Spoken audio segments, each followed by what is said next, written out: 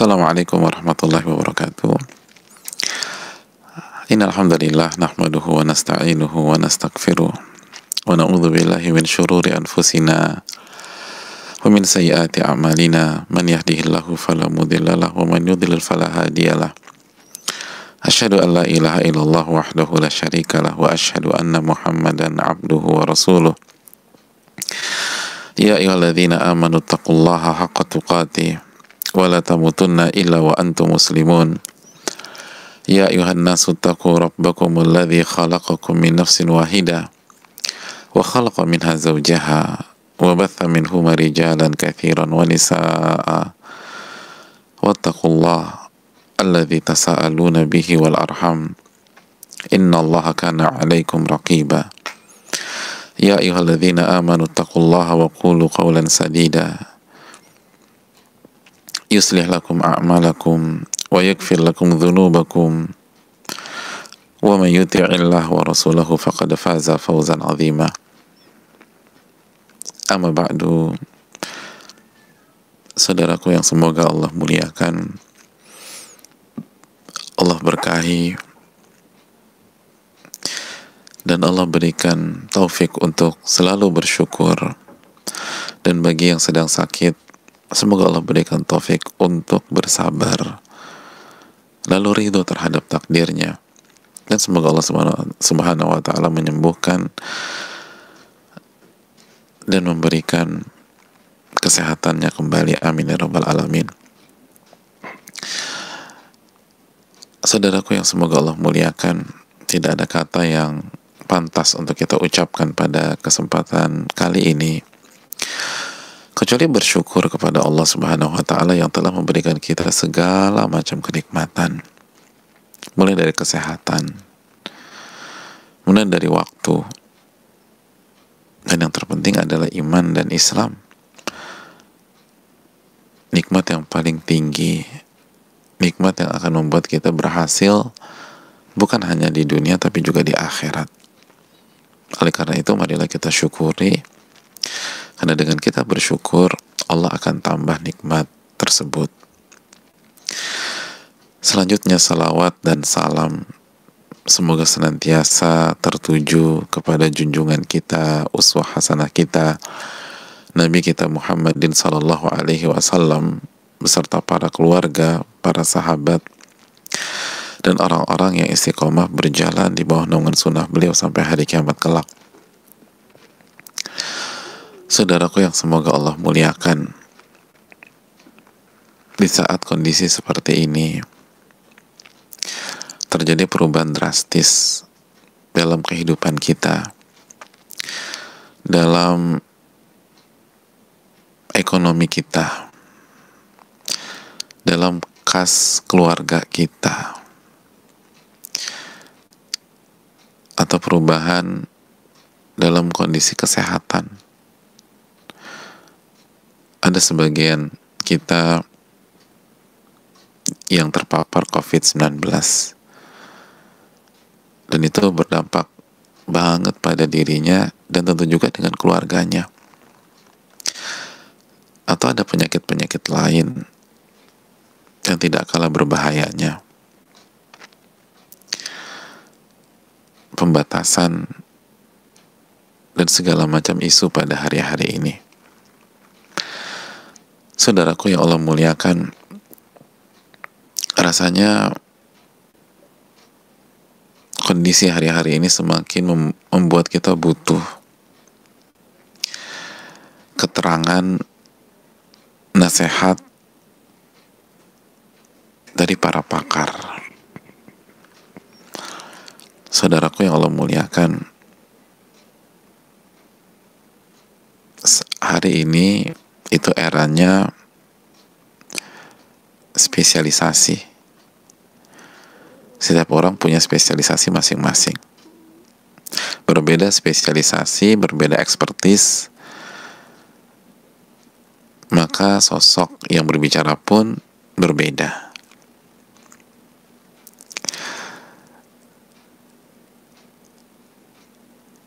Saudaraku yang Allah muliakan, contohnya ketika COVID-19 datang, maka yang menjadi sorotan dan yang berada di garda depan adalah orang yang spesialisasinya kedokteran, khususnya paru misalnya.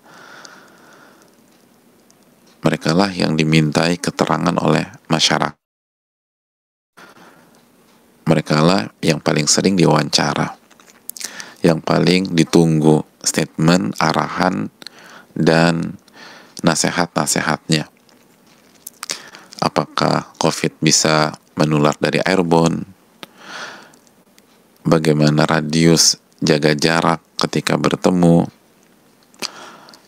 Apakah hand sanitizer itu efektif?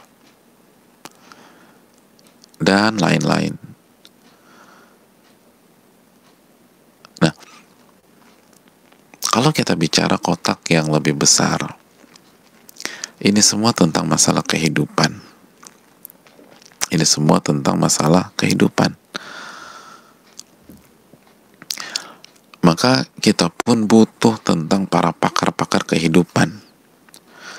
Sosok-sosok yang mengerti sekali apa hakikat dari kehidupan. Apa inti dari kehidupan. Dan bagaimana bisa sukses dalam kehidupan. Mari kita hargai spesialisasi dalam masalah ini. Sepintar apapun, kalau bidang kita bukan bidang kehidupan, hendaknya kita menahan diri dan memasang telinga dengan seksama dan dengan tajam, lalu menyimak, meresapi, dan semoga bisa diamalkan. Masih ingat materi tadi pagi ketika terjadi gejolak ekonomi di masa klasik dulu,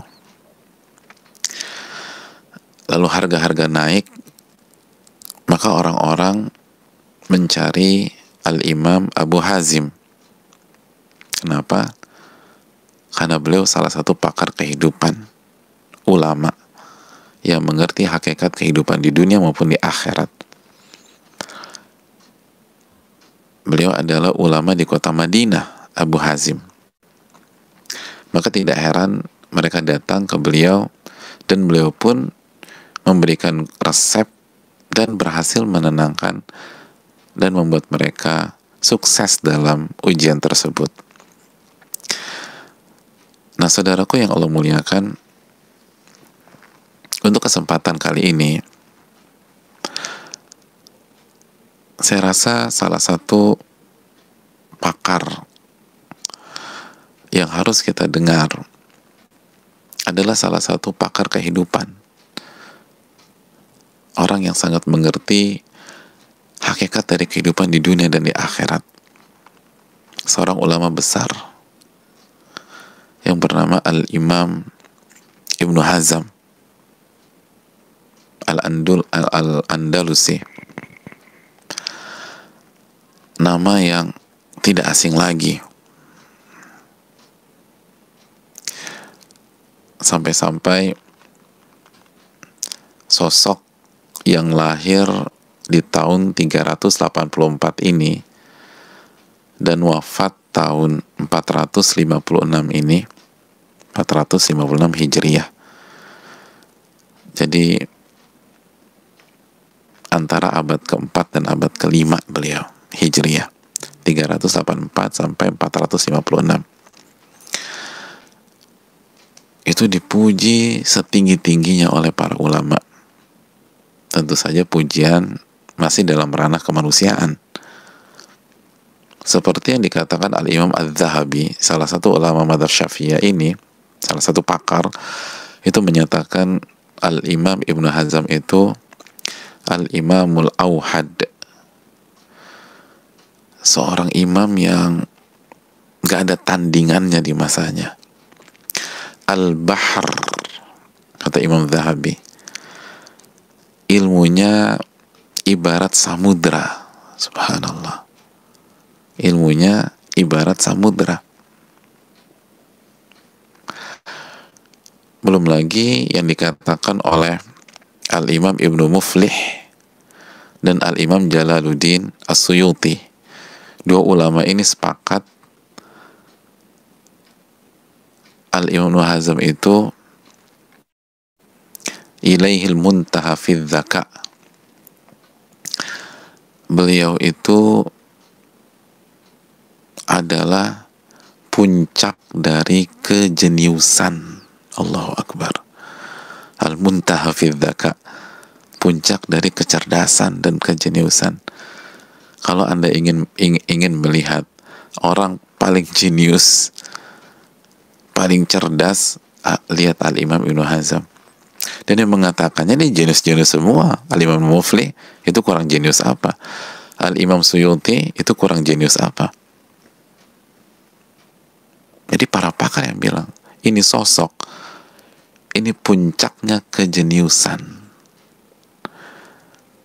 Oke, mungkin kita S2 luar negeri, tapi apakah kita dinobatkan sebagai orang yang punya kejeniusan level puncak? Apakah kita orang paling cerdas pada hari ini? Saya rasa tidak. Kita profesor, tapi apakah kecerdasan kita puncak kecerdasan? Saya rasa kita harus berpikir ulang. Tapi bukan beliau yang mengklaim, tapi ulama-ulama yang cerdas-cerdas juga yang mengatakan al-muntaha fi dzaka. Dan yang menariknya, beliau adalah orang yang sangat zuhud, kata para ulama, dan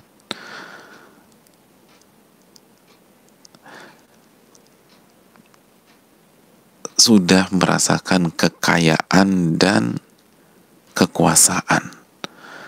Jadi beliau orang yang hidupnya punya power, bukan rakyat biasa, kaya.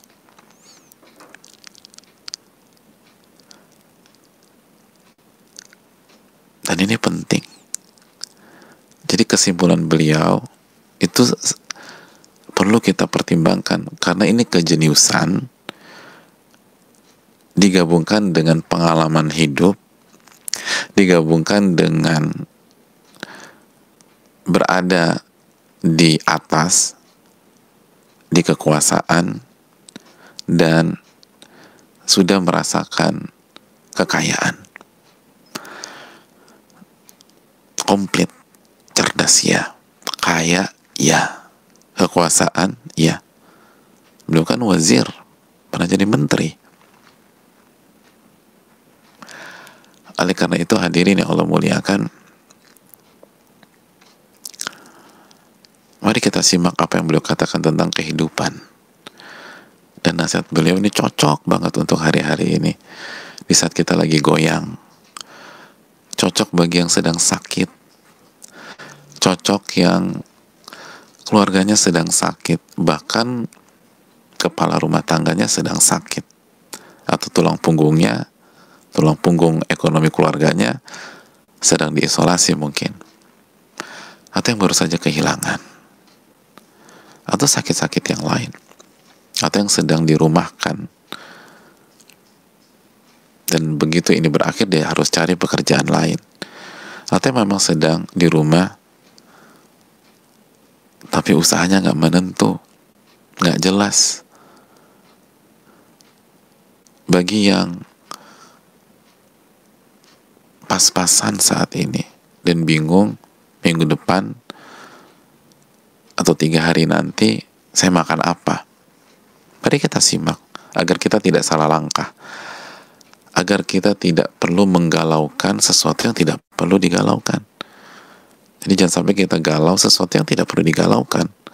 Jangan sampai kita stres terhadap sesuatu yang sebenarnya tidak perlu distresi. Mari kita simak apa yang dikatakan oleh Al-Imam Ibnu Hazm rahimahullah. Beliau mengatakan tentang kehidupan, wa innama akala man akal. Sesungguhnya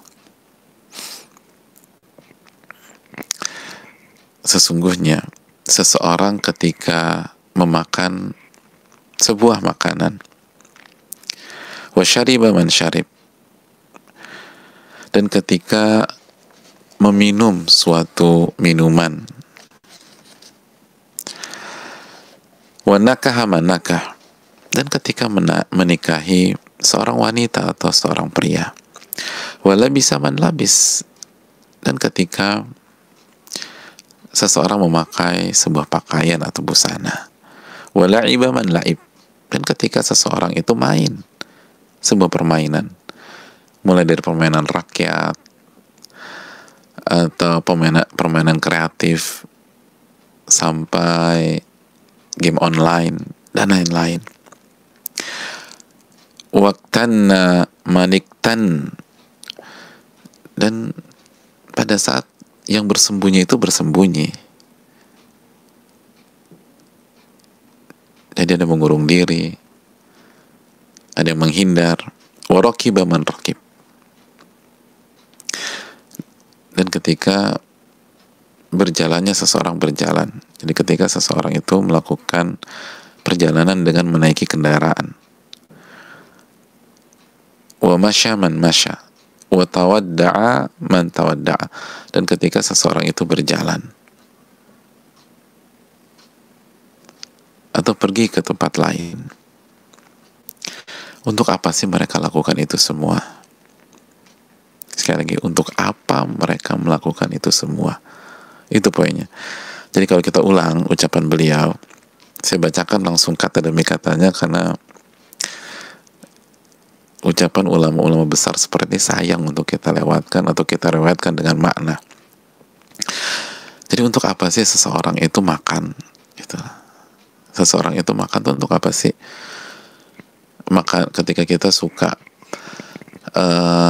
misalnya kesukaan kita sop buntut goreng, untuk apa sih kita makan sop buntut goreng?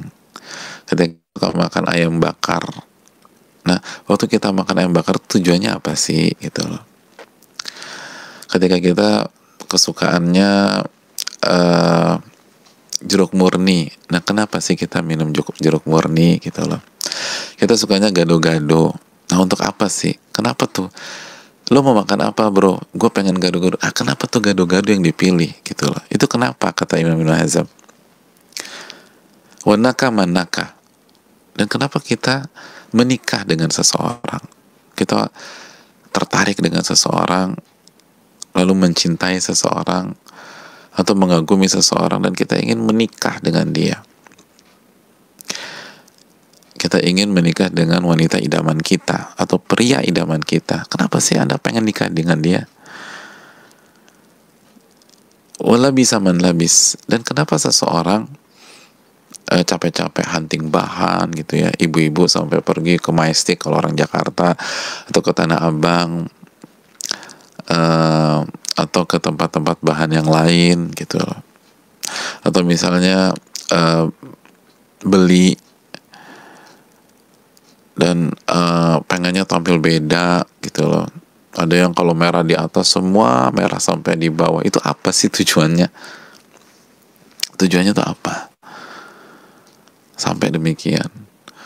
Pengen nyari motif yang beda gitu loh. Milihnya sampai lama. Wala'ib man la'ib. Kenapa orang itu main gitu loh. Sekarang orang bisa berjam-jam main game online tuh kenapa? Apa sih yang mereka cari gitu loh. Apa yang mereka cari? Terus ada yang bersembunyi, nggak mau tampil. Terus mereka nyari apa sih? Atau ada yang hobinya itu rakib man rakib, koleksi mobil.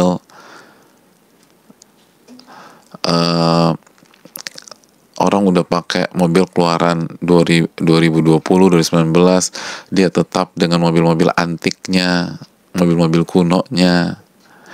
Atau ada orang yang memang hobinya naik mobil yang sangat nyaman yang dikeluarkan oleh pabrikan-pabrikan Eropa, atau justru dia naik mobil supercar yang sebenarnya lebih bising daripada harga mobil kita yang standar gitu, lebih bising, lebih ribet kalau ketemu polisi yang lagi tidur dan seterusnya.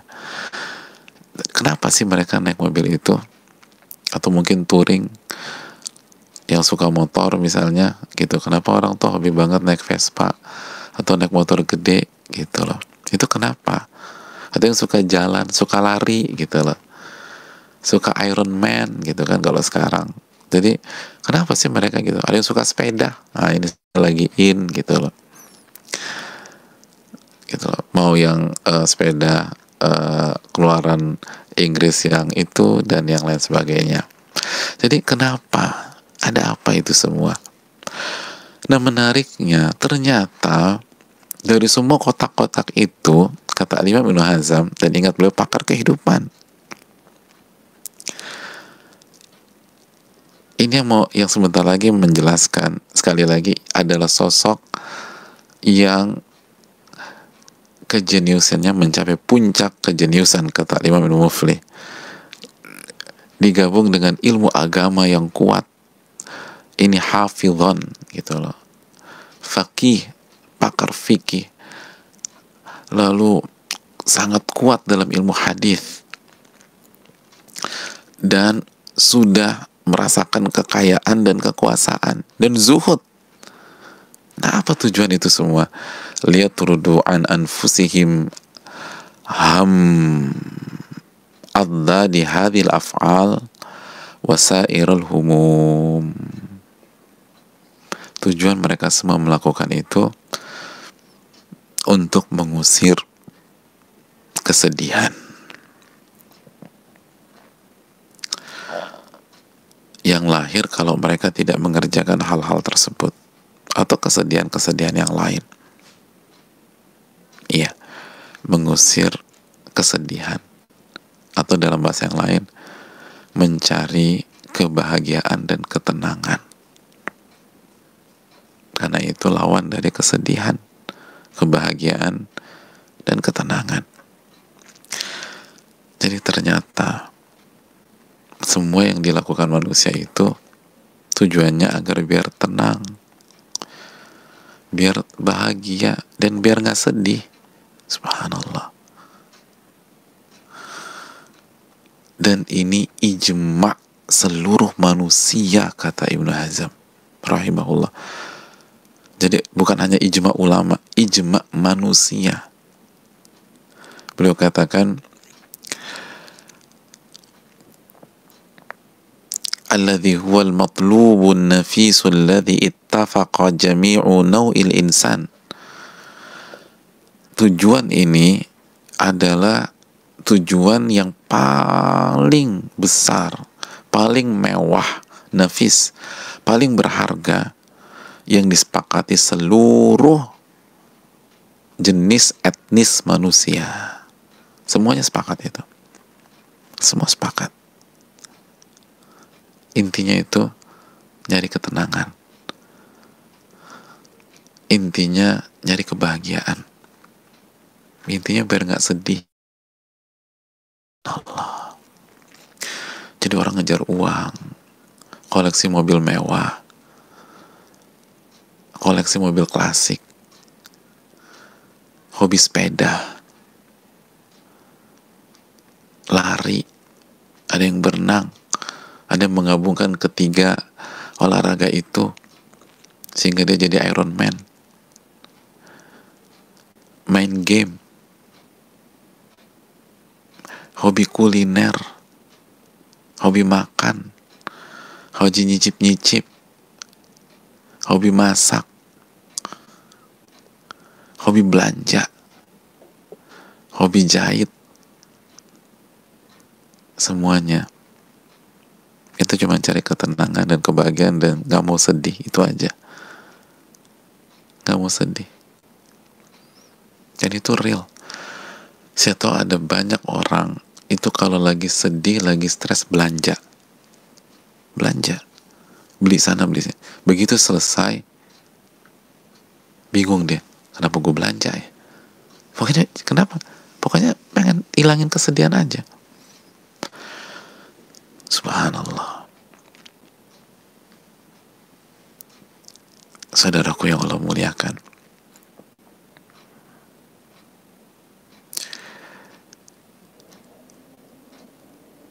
hadirin yang Allah muliakan,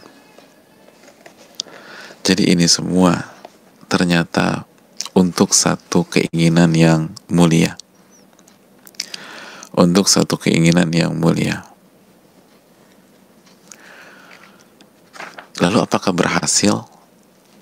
Tunggu dulu. Kita lanjutkan. Beliau mengatakan, fa'lam, ketahuilah, annahu matlubun wahid wa huwa tardul ham wa laysa lahu illa tariqun wahid. Ketika kita sepakat semua yang dikerjain manusia sampai lupa pulang, lupa tidur, lupa ngapa-ngapain, nah itu kan orang kalau main game lupa semuanya. Orang tuh kalau udah olahraga segala macam tuh lupa semuanya. Orang kalau udah hobi makan, gitu, hobi belanja, lupa udah. Ibu kan kalau belanja lupa suaminya, anaknya belum pada makan tuh lupa. Oh iya, belum pada makan, udah makan dulu, cari food court gitu. Sama kayak bapak-bapak, kalau bicara mobil, udah nonton bola, udah lupa semuanya deh. Nah, kata Al-Imam Ibnu Hazm, ini penting. Gimana caranya? Illa tariqun wahid. Ternyata cara mendapatkannya cuman satu, nggak ada dua, satu, hanya satu. Apa yang satu itu? Wa huwal amalu lillah, beramal soleh, dan amal soleh itu dipersembahkan kepada Allah. Amal soleh, lalu amal soleh itu dipersembahkan kepada Allah. Qul inna solati wa nusuki wa mahyaya wa mamati lillahi rabbil alamin. Sesungguhnya solatku, sesembelihan dan ibadahku, hidupku dan matiku, aku persembahkan kepada Allah. La syarikalah.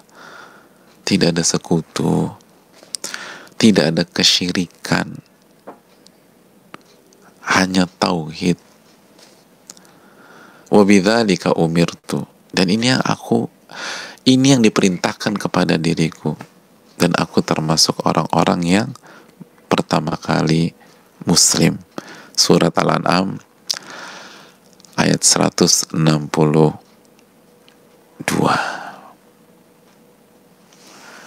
162 dan 163. Fama ada hadza fadlalun wa sukhaf. Beliau agak tajam setelah itu. Kata beliau, adapun selain ini, maka itu salah jalan. Masya Allah, salah jalan. Walaupun banyak penggemarnya, walaupun banyak yang menggandrunginya, itu salah jalan. Saudaraku yang Allah muliakan,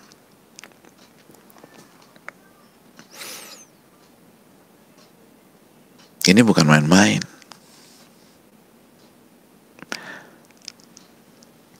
Jangan cepat-cepat tidak setuju dengan beliau.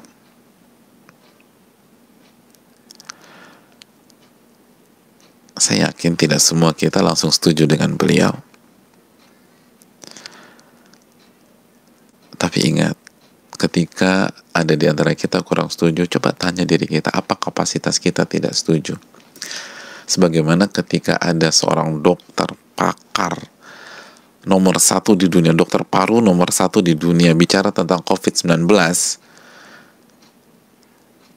kan ada aja tuh yang nggak setuju. Namanya juga orang, pasti ada aja yang nggak setuju. Tapi kalau Anda nggak setuju sama beliau, coba evaluasi diri Anda, apa kapasitas Anda tidak setuju dengan beliau? Anda dokter? Bukan. Aku bankir. Aku pakar ekonomi.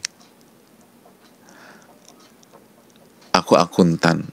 Sabar. Ini beliau bicara di faknya, dan beliau yang terbaik. Beliau yang terbaik. Sama ketika orang atau profesor jantung terbaik di dunia bicara tentang jantung. Beliau jelaskan mengapa terjadi serangan jantung, apa yang menyebabkan terjadi apa penyebab diputuskannya operasi bypass. Ya namanya manusia kan pasti aja ada yang nggak setuju.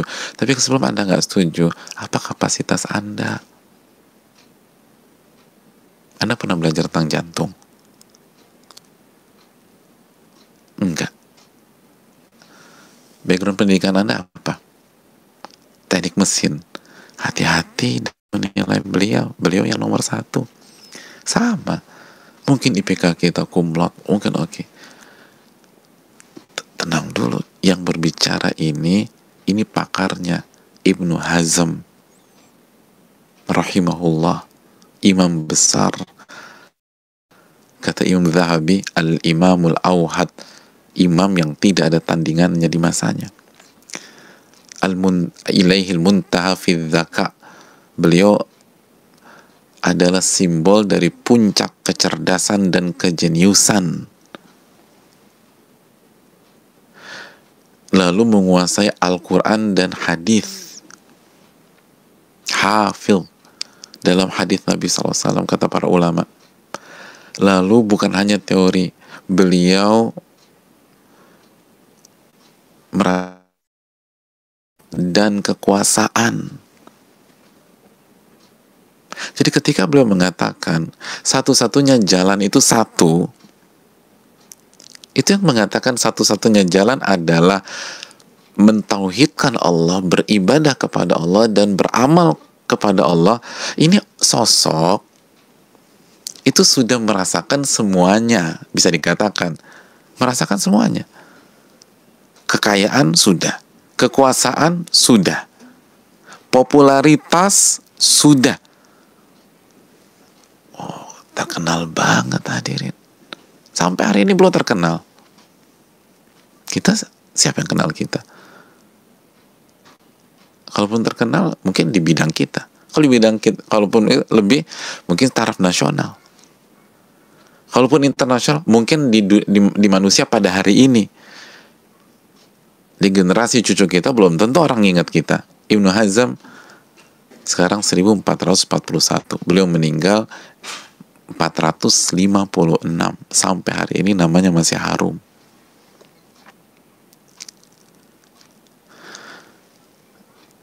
Beliau bicara di bidangnya. Beliau nggak bicara tentang teknik mesin. Beliau tidak bicara tentang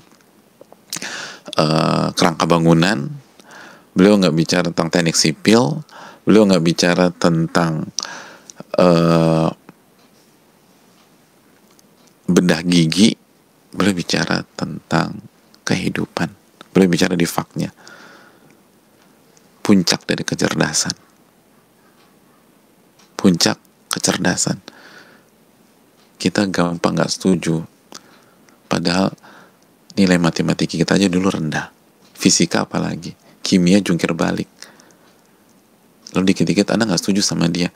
Mohon maaf, Anda siapa? Rahimallahu mura'an arafa. Semoga Allah merahmati seseorang yang tahu dirinya sendiri, yang tahu kapasitas dirinya.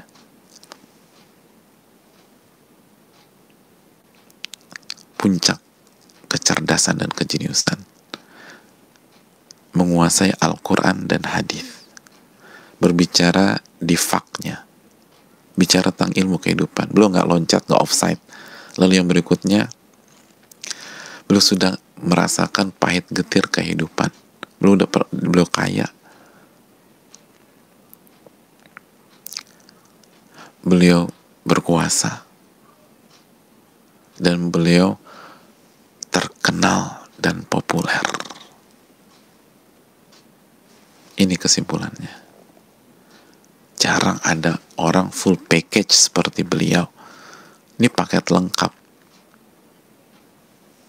Paket lengkap. Itu kesimpulannya. Kalau mau tenang,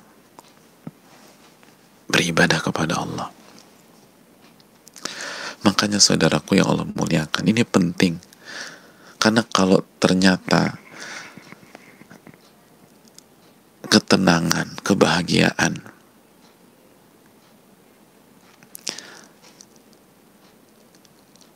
itu didapatkan dengan kesehatan, maka saudara-saudara kita yang sakit, baik COVID-19 atau yang lain, maka mereka udah gak ada kesempatan untuk tenang dan bahagia. Kesian mereka. Kalau saya tidak setuju, karena saya yakin saudara-saudara kita yang terpapar COVID-19 dan penyakit-penyakit yang lain, yang kanker, yang autoimun, yang gagal ginjal, yang paru, yang TB, dan seterusnya, itu layak untuk tetap bahagia. Dan saya tahu banyak dari mereka yang lebih bahagia daripada yang sehat, lebih tenang daripada yang sehat, lebih jarang sedihnya daripada yang sehat. Kalau ini diukur dengan kekayaan, maka itu sama saja mengatakan saudara-saudara kita yang miskin, yang sekarang jobless, yang di PHK, yang dirumahkan, maka tertutup kesempatan mereka untuk tenang dan bahagia. Divonis akan sedih terus. Kalau saya sendiri, saya pribadi tidak setuju. Dan saya yakin semua yang punya hati nurani tidak setuju. Mereka layak bahagia. Mereka layak tenang. Mereka layak tidak sedih. Dan itu terbukti kok. Saya tahu banyak sekali teman-teman, orang-orang dekat yang gak kaya, yang hidupnya di bawah garis kemiskinan, tenang hidupnya, dan jauh lebih tenang daripada yang punya semua.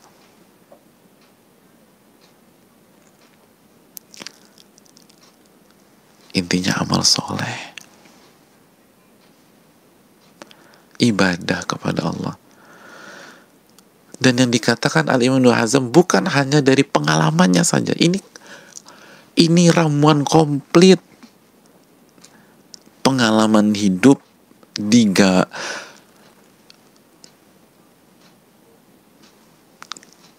lahir dari Al-Quran dan Sunnah Nabi Sallallahu Alaihi Wasallam. Allah berfirman, "Man amila salihan min dzakarin aw untha wa huwa mu'min falanuhyiyannahu hayatan thayyibah." Barang siapa yang beriman, barang siapa yang beramal. Lihat Ibnu Hazm bilang beramal kan. Ini barang siapa yang beramal. Barang siapa yang beramal, baik laki-laki maupun wanita, dan dia beriman pada saat dia beramal, berarti amalnya untuk Allah, iman kepada Allah, mentauhidkan Allah. Falanuhyiyannahu hayatan thayyibah. Kami akan anugerahkan kehidupan yang baik, kehidupan yang bahagia untuk mereka. Surat An-Nahl ayat 97.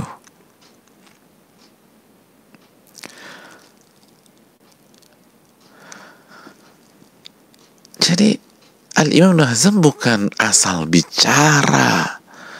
Beliau punya data yang komprehensif dari pencipta alam semesta ini. Beliau punya data dari pencipta kehidupan kita ini. Beliau punya data dari pencipta kekayaan, pencipta kemiskinan, pencipta kondisi normal, dan pencipta kondisi pandemi, dan seluruhnya ini datanya Al-Imam Ibnu Hazm, dan beliau telah buktikan sendiri dengan perjalanan kehidupannya. Itu belum ditambah perenungan yang dalam dari puncak kecerdasan seorang anak manusia. Semuanya itu bergabung, hasilnya ini. Dan itu real.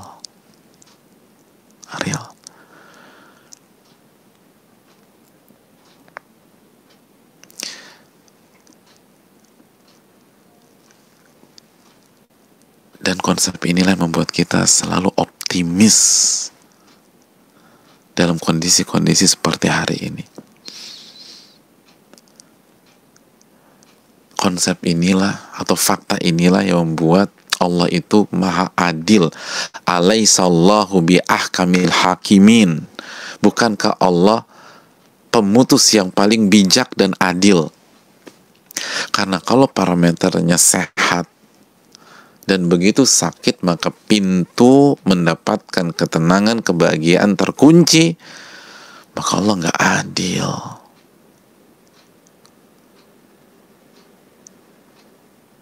Kenapa demikian? Karena sebagian yang terpapar itu berusaha menjaga dirinya, nggak keluyuran. Bahkan sebagainya dokter terpapar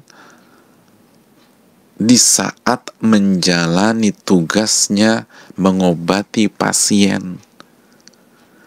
Niatnya baik, yang dilakukan sebuah pengabdian dan kebaikan, mengobati pasien, dan bidangnya nggak ada kaitannya dengan COVID-19 misalnya. Datang pasien karena nggak ada hubungannya, Pak dokter atau Bu dokter ini nggak pakai APD komplit, nggak pakai APD lengkap, ketemulah sama si pasien, ternyata pasiennya terpapar atau karier, kena lah sang dokter, jatuh sakit. Di waktu yang sama ada banyak orang yang meremehkan, yang keluyuran, yang masih nongkrong-nongkrong, yang nganggap remeh, yang ketika dinasihatin dia bilang nyawa-nyawa gua, sampai hari ini nggak kena-kena. Sampai hari ini kalau dites swab negatif.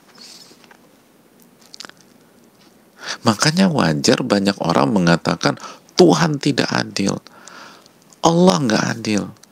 Kenapa mereka, bukan wajar apa-apa, kenapa mereka mengatakan demikian? Karena mereka tidak mengerti faktanya. Mereka pikir kesuksesan atau keberuntungan itu kalau sembuh atau kalau sehat, dan kalau sakit maka harus duduk di kursi pesakitan.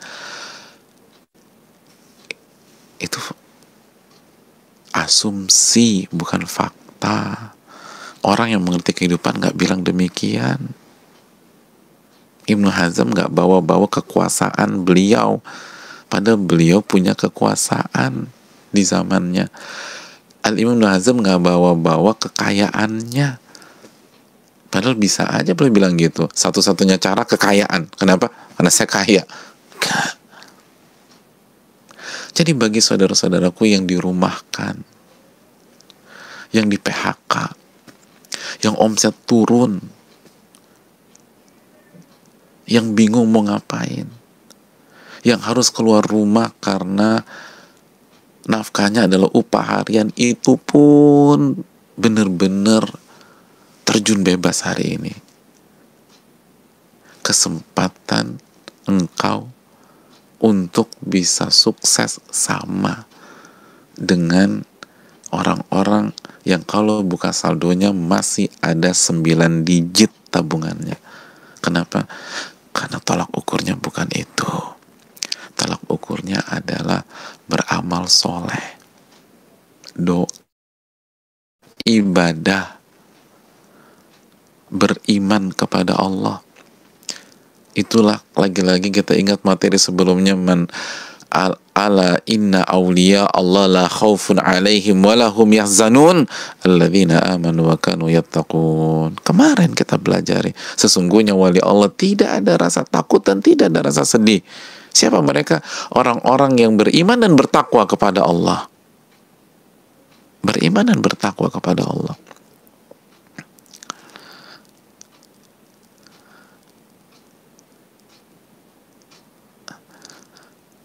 Intinya mencari ketenangan dan kebahagiaan. Intinya bukan sehat, kaya, berada di atas. Enggak. Saudaraku yang Allah muliakan, kalau parameternya kekayaan, maka Qarun lebih bahagia, lebih tenang, dan lebih sukses daripada Nabi Musa. Dan semua kita nggak setuju itu. Kalau parameternya intinya adalah kekuasaan, maka Fir'aun lebih tinggi, lebih bahagia, lebih tenang daripada Nabi Musa. Namrud lebih bahagia, lebih tenang daripada Nabi Ibrahim. Ada yang setuju itu? Gak ada. Gak ada yang setuju itu. Gak ada yang setuju itu. Bahkan non-muslim pun gak setuju. Karena kita tahu Nabi Ibrahim adalah nabinya Nasrani dan Yahudi.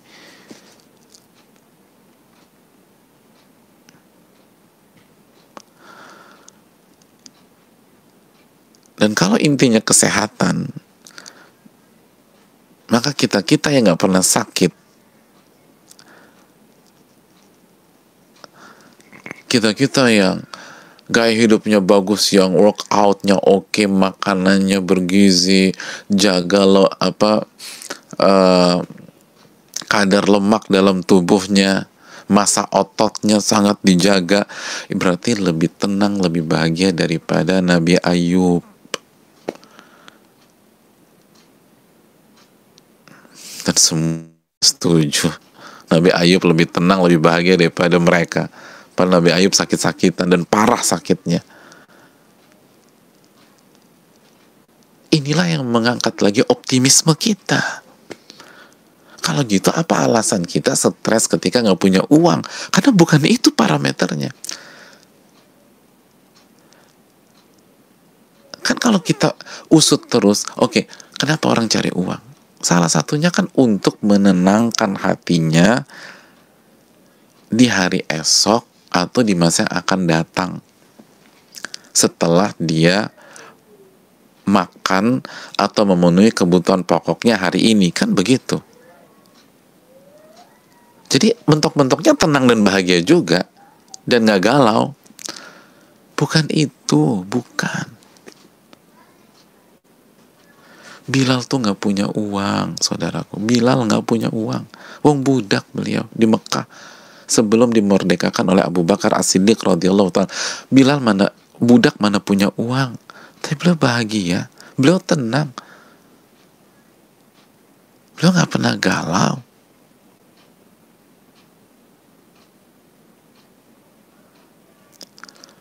Ini kan tentang iman. Kita beriman gak bahwa Allah yang memberikan rezeki kepada kita? Kita beriman nggak Allah yang maha menyembuhkan ketika kita sakit? Kita beriman nggak bahwa yang memberikan kita rezeki bukan ayah kita atau suami kita yang menjadi kepala rumah tangga atau kepala keluarga dan sekarang sedang diisolasi? Kita berdoa semoga Allah menyembuhkan beliau-beliau tersebut. Tapi pertanyaannya, kita sebagai anggota keluarga, imannya seperti apa? Apakah beriman Allah yang memberikan rezeki atau kepala rumah tangga yang memberikan rezeki yang akan hancur ketika kita ternyata selama ini imannya bahwa kepala keluarga yang memberikan rezeki itu yang bikin hancur. Saudaraku yang Allah muliakan, jangan salah. Coba renungkan. Inilah kemahaadilan Allah. Inilah yang membuat dari satu sisi kondisi normal dan kondisi pandemi sebenarnya sama. Maksudnya apa? Sama-sama membuka peluang besar untuk tenang dan bahagia. Jika kita pakai konsep ini.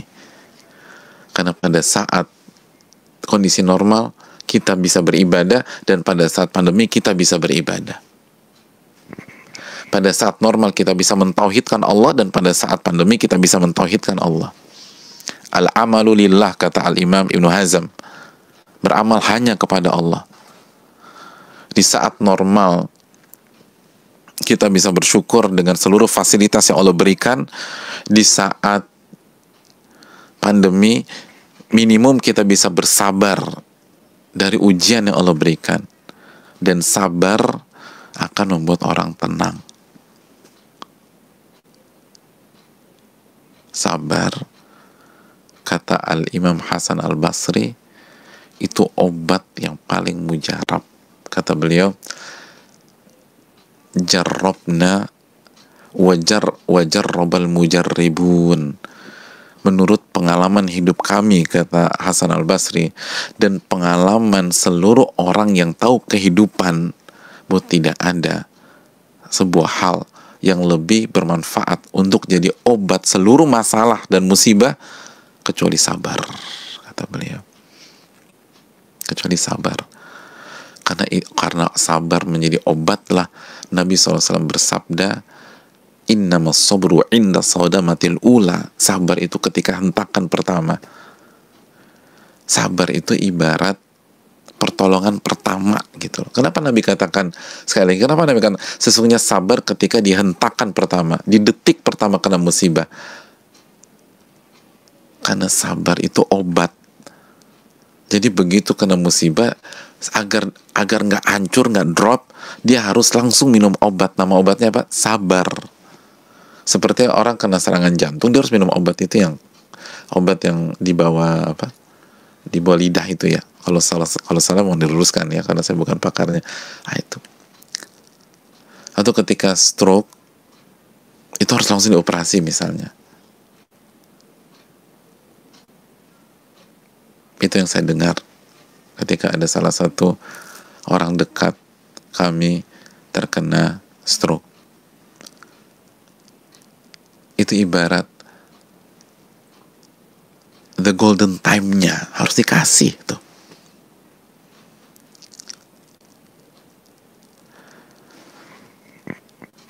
Saudaraku yang Allah muliakan, atau serangan jantung harus pasang ring misalnya. Begitu dapat kesabaran, nyaman, tenang. Allah tolong. Innallaha ma'as sabirin. Allah bersama orang-orang yang sabar. Kalau Anda udah sabar, Allah bersama Anda. Mungkinkah galau hadirin? Ya nggak mungkin lah. Oh, Allah bersama dia. Allah bersama dia. Semua di cover sama Allah. Jadi satu-satunya adalah dengan beramal kepada Allah Subhanahu wa ta'ala. Coba kembali tenangkan diri kita. Kembali evaluasi. Jangan terbawa hiruk pikuk kekacauan atau kegalauan berita dan isu. Tenangkan dan lebih percayalah kepada Allah dibanding kepada pembawa berita atau berita yang kita nggak tahu siapa narasumbernya itu juga. Dzalikal kitabu la raiba fi hudal lil muttaqin. Kitab ini tidak ada keraguan sama sekali sebagai petunjuk orang-orang yang bertakwa. Dan di antara isi Al-Quran yang kata Allah tidak ada keraguan, yang kata Allah petunjuk bagi orang-orang bertakwa, adalah surat An-Nahl ayat 97 tadi, man amila salihan min dzakarin aw untha wa huwa mu'min falanuhyiyannahu hayatan thayyibah. Barang siapa yang beramal saleh, baik laki-laki maupun wanita, dan dia beriman, lihat, beramal saleh beriman, mau kaya kek, mau miskin kek, mau sehat, mau sakit, mau negatif swab, mau positif swab, beriman dan beramal soleh, kami akan berikan kehidupan yang baik dan bahagia. Dan sekali lagi, ini tidak ada kontradiksi dengan kampanye yang dikampanyekan orang-orang baik, yang dikampanyekan para dokter, yang dikampanyekan pemerintah untuk menjaga jarak, untuk melakukan isolasi diri, khususnya kalau kita khawatir jadi carrier atau ada simptom atau memang sudah positif, melakukan social distancing atau physical distancing. Tidak ada kontradiksi, karena kita meyakini itu pun bagian dari amal soleh kepada Allah, karena Allah dan Rasulnya memerintahkan kita untuk melakukan itu. Semoga kita bisa mendapatkan taufik dari Allah. Ini bisa disampaikan. Wassalamualaikum warahmatullahi wabarakatuh. Kita buka beberapa saat untuk sesi tanya jawab. Barang siapa yang bertanya atau mengkoreksi, saya berikan kesempatan. Ya,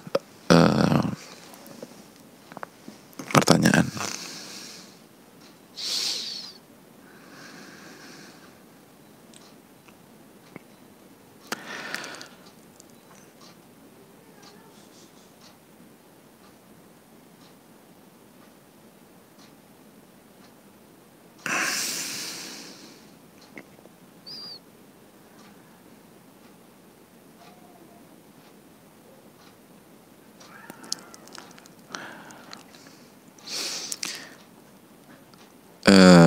Bismillah, semoga Allah senantiasa memberikan taufik dan hidayahnya untuk Ustadz dan seluruh kaum muslimin, amin ya rabbal alamin. Izin bertanya Ustadz, sebelum ada himbauan dari pemerintah untuk physical distancing atau jaga jarak fisik ya dalam kita bersosial, saya mempunyai jadwal rutin untuk berkunjung ke rumah orang tua. Namun semenjak himbauan tersebut keluar, saya memutuskan untuk sementara tidak berkunjung ke rumah orang tua. Apakah yang saya lakukan salah? Dan sebaiknya apa yang harus saya lakukan ya Ustadz? Jazakallahu khairan, barakallahu fiik. Ya, terima kasih atas pertanyaannya. Saudaraku yang Allah muliakan, berkunjung ke orang tua adalah sebuah amal soleh yang sangat tinggi. Birrul walidain, besarnya minta ampun. Itu yang pertama. Dan berkunjung ke rumah orang tua akan jadi pahala jika kita berniat dalam rangka bertakarub kepada Allah Subhanahu wa taala, dalam rangka mendekatkan diri kepada Allah Subhanahu wa taala, bukan karena sebatas kasih sayang anak ke orang tuanya, atau bukan hanya kasih sayang secara hubungan darah sebagaimana sayangnya Abu Thalib tidak bermanfaat, padahal sayang banget sama Nabi kita Sallallahu Alaihi Wasallam. Itu hal yang perlu kita camkan bersama-sama. Yang kedua, karena sayang kita dan niat kita berkunjung karena Allah, mendekatkan diri kepada Allah, maka jika Allah minta kita tunda sejenak saja, maka hendaknya kita bersabar. Hendaknya kita bersabar. Saudaraku yang Allah muliakan, seperti dalam masalah wabah ini, seperti dalam wabah, Nabi meminta kita untuk firra minal majdzum firaraka minal asad, menjauhilah dari penderita kusta sebagaimana engkau melarikan diri atau menjauh dari seekor singa. Jadi jangan dekat-dekat, nanti ketularan. Dan kita lakukan bukan paranoid, tapi menjalankan perintah Nabi SAW dalam hadis riwayat Imam Bukhari. Sebagaimana Allah berfirman, wala tulqu biaidikum ila tahluka, janganlah kalian biarkan diri kalian masuk ke dalam kebinasaan, dalam surat Al-Baqarah 195.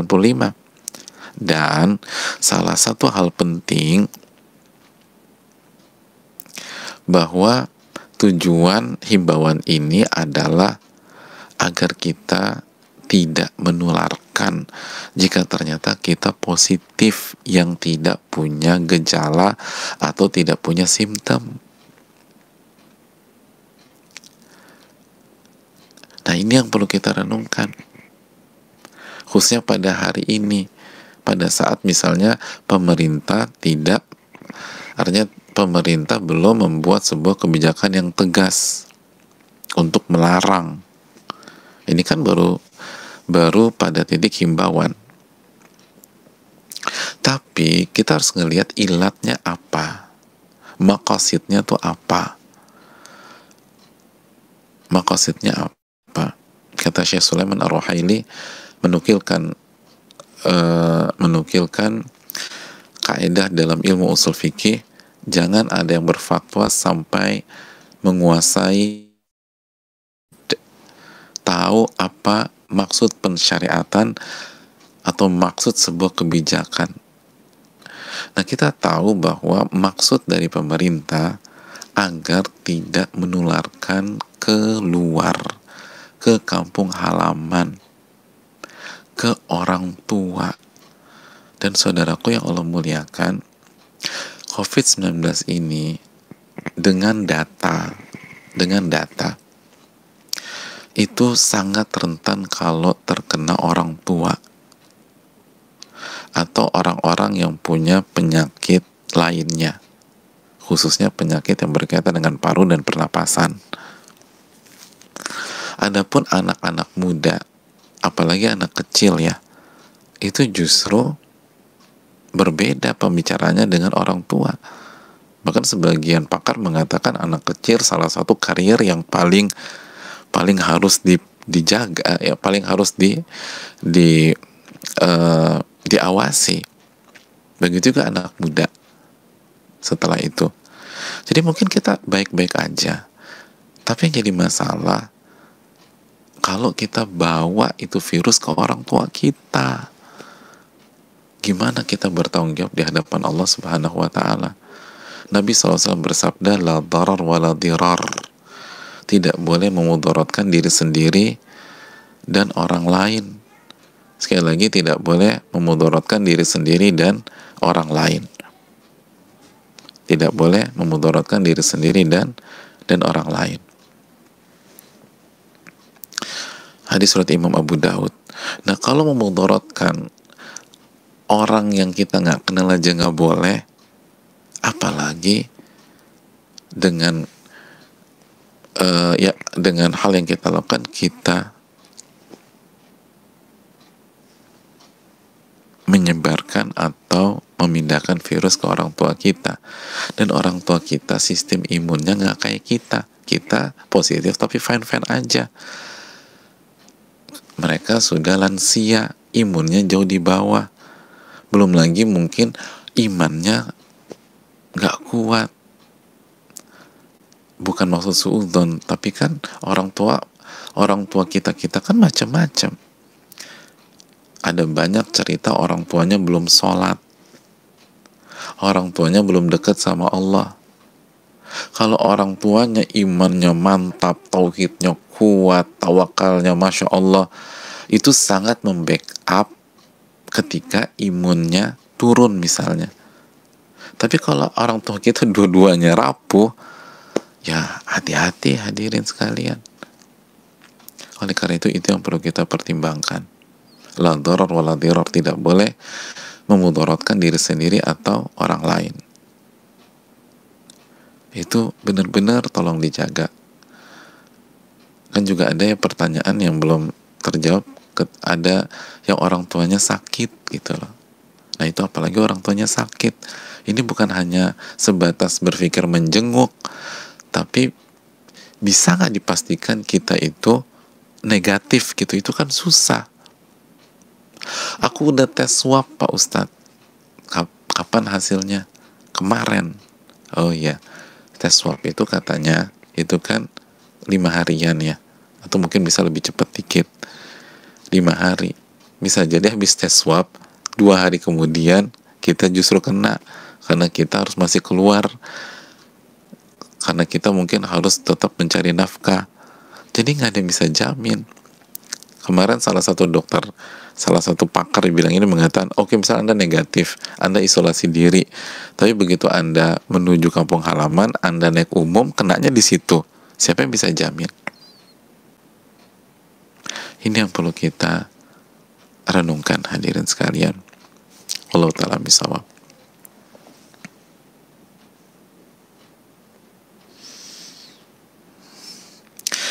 Dan coba hubungi orang tua kita, telepon orang tua kita, kirim hadiah buat mereka, kasih kasih pengertian, video call, WA, pokoknya semuanya deh untuk melipur lara mereka. Intinya demikian. Allah telah bisawab.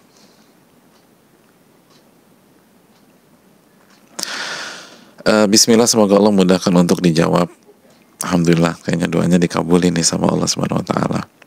Assalamualaikum Ustaz. Waalaikumsalam. Semoga Ustaz dan seluruh muslim selalu berada dalam lindungan Allah. Amin ya rabbal alamin. Bagaimana jika kita sudah berusaha untuk beriman dan sabar dan mengamalkan ilmu yang telah disampaikan, namun seringkali jatuh lagi, nggak sabar, ngeluh, meninggikan suara dan lain-lain, dan menyesal setelah itu. Mohon nasihatnya Ustadz, apakah ini berarti kita gagal dalam mengamalkan ilmu, dan apakah Allah akan semakin mengadab dengan kondisi yang jatuh bangun terus? Syukran jazakallahu khairan wa iyyakum.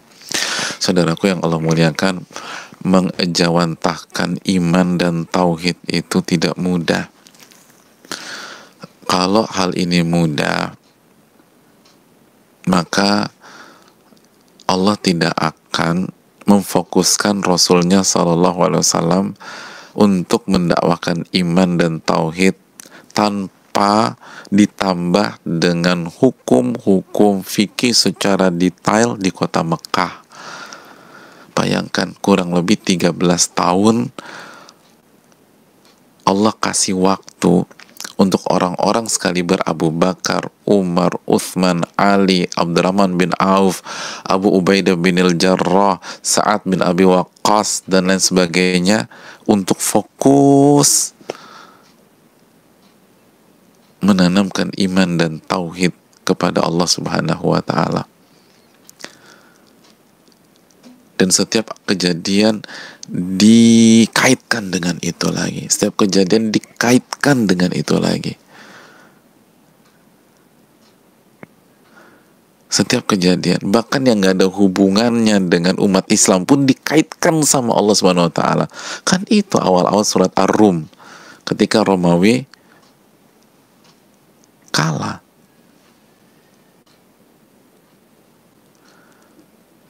Apa hubungannya sama Romawi kalah? Kan begitu, waktu itu umat Islam juga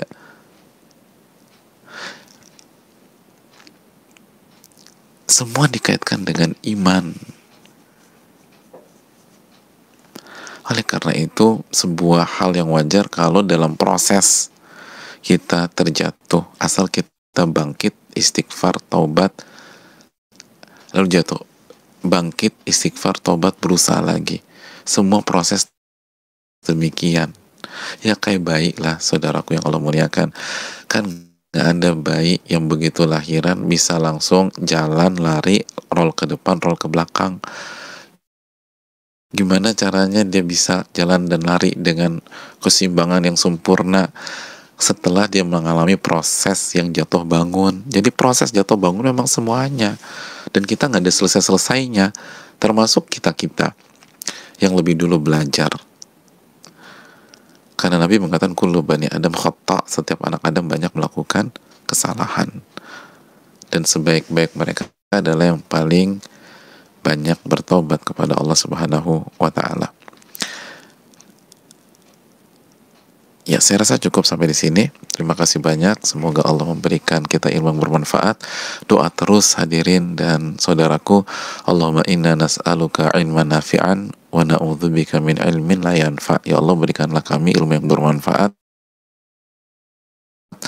dan lindungilah kami dari ilmu yang gak bermanfaat. Dan doakan bangsa ini, doakan agar kita semua diberikan kesehatan, keselamatan, karena Nabi yang menyuruh kita untuk meminta keselamatan. Was'alullah al-afiyah, mintalah keselamatan. Dan bagi yang sakit, baik yang COVID-19 atau yang lain, semoga Allah berikan taufik sabar untuk tenang, karena galau, gelisah, dan paranoid, depresi nggak menyelesaikan masalah. Dan insya Allah bisa kok dengan izin Allah Subhanahu wa Ta'ala, dan semoga disembuhkan dalam waktu yang dekat dan cepat, dan bisa kembali berinteraksi secara, dan Allah tidak angkat kesempatan ibadah di hari-hari ini. Assalamualaikum warahmatullahi wabarakatuh.